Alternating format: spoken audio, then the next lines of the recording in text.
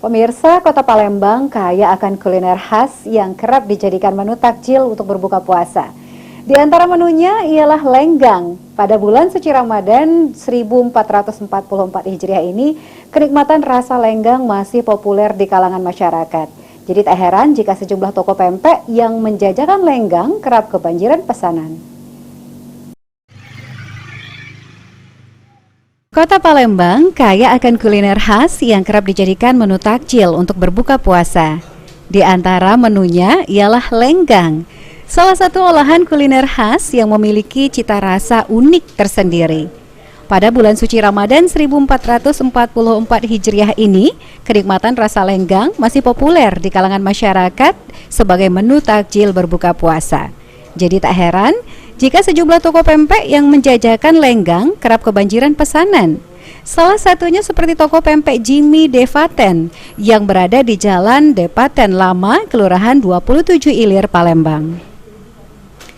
Pengelola toko Helen Permatasi mengatakan pada bulan suci Ramadan tahun ini, lenggang jadi menu favorit pembeli. Jika pada hari biasa, setidaknya hanya 50 hingga 60 porsi saja yang terjual, namun pada bulan suci Ramadan ini, penjualan dalam satu hari di kisaran 100 hingga 150 porsi lenggang. Dengan harga per porsi di kisaran Rp10.000 saja, biasanya pembeli sudah memesan sejak pagi hari dan diambil ketika sudah mendekati waktu berbuka puasa.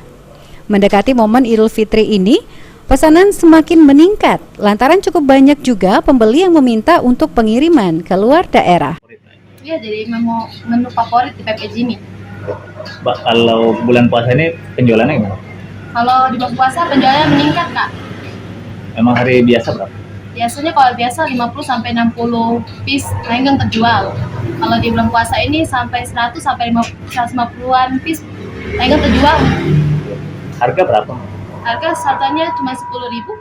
Untuk membuat lenggang cukup mudah. Pertama, masukkan telur yang sudah dikocok ke dalam wadah dari daun pisang, masukkan adonan pempek, panggang di atas bara sambil dibolak-balik hingga matang.